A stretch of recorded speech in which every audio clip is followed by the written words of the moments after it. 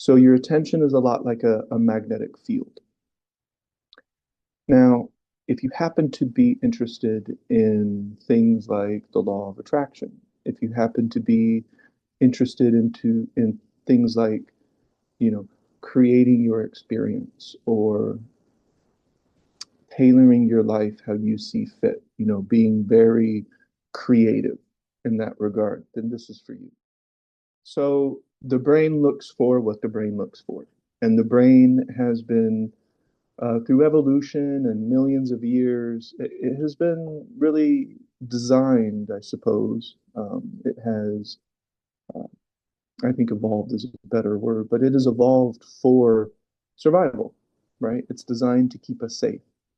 And so the brain is going to look for threats. It's going to look for essentially problems, right? So it's looking for something that is not going correct. That way it can get ahead of it or in some way correct it. It's also looking for the patterns that match our current goals and outcomes. So, if you're hungry and you go into a makeup shop, your brain is really not going to pick up on anything around it. It's just going to ignore most of that data because you're hungry. You're really, really hungry and you went into a place with no food. So there's not a lot of patterns that are matching your current goals. But you walk into a mall and you smell all the food and you can actually see maybe some people eating, then there's all kinds of patterns that match your current goal, and that's what's going to make it through this reticular activating system, this network in the brain that acts as a gatekeeper. And then in the PowerPoint, we give the example of being in a cafe. So when you're in a cafe, there's a wide variety of noises and sounds. And if somebody's talking to you, well, you're trying to focus on them. You're trying to allow their bits of data to come through that reticular activating system, even though you're not conscious of the activating system, but you're trying to pay attention. Well, a lot of the sounds around you will essentially just disappear. They're there. If they weren't there and it was silent, you would definitely notice. And this would bring up a point that we can talk about another time, because the reticular activating system has both a conscious and an unconscious realm, you could say.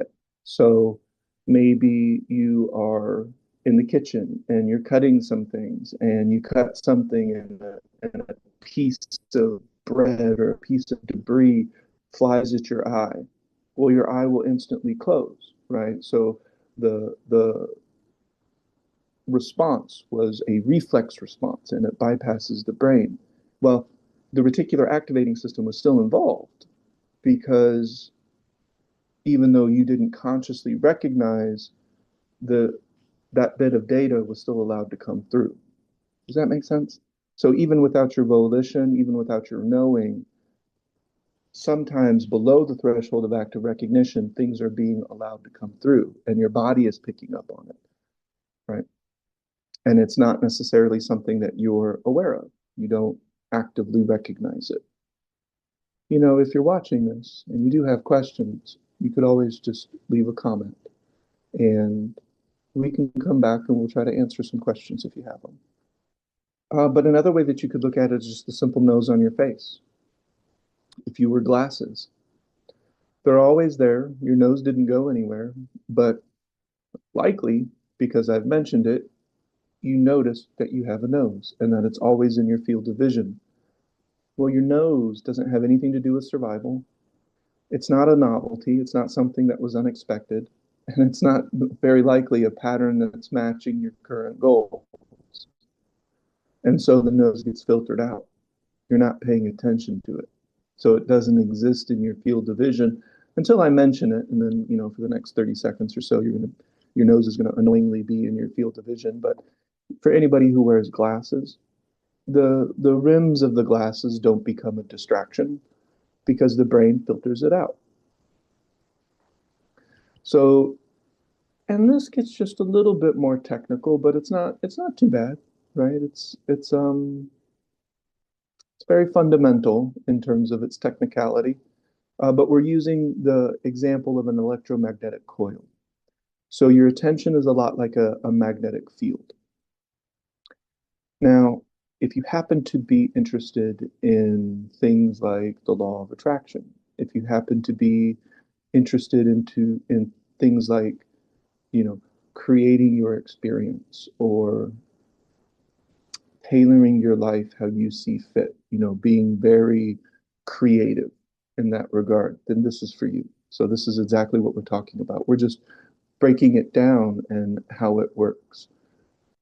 So when we talk about our attention or our intention, it's what we want to see.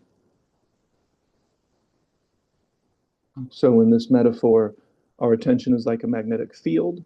Our intention or what we want to look at, because, again, maybe you're going into the grocery store and you want to find charcoal. Well, your intention is to find charcoal and you're going to look around for that. And everything that is not charcoal is not really going to make it through your RAS, and it's not really going to be something that you see. However, because you're looking for charcoal, then the sensory input for charcoal is amplified. But the sensory inputs for everything non-charcoal is pretty much repelled or blocked or filtered, I think is the best word, right? It's just not allowed to pass through, and so it doesn't become a part of recognition, what we recognize. And because you can admit there's all kinds of things happening around you, but you don't necessarily recognize all of it. How did somebody sneak up behind you? Because you didn't recognize them. You know, that person standing right in front of you that you know and they're waving at you, they recognized you before you recognized them.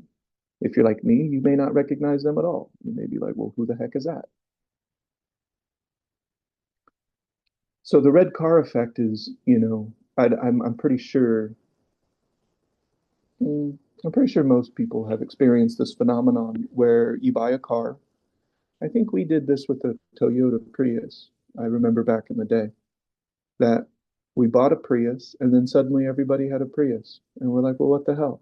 Why did everybody have to go out and get the same car we got? That's weird. But that's not the case. That's not what was actually happening. What was actually happening is what we see in the slide is that because we had a Prius, all of a sudden, Toyota Prius was making it through the reticular system.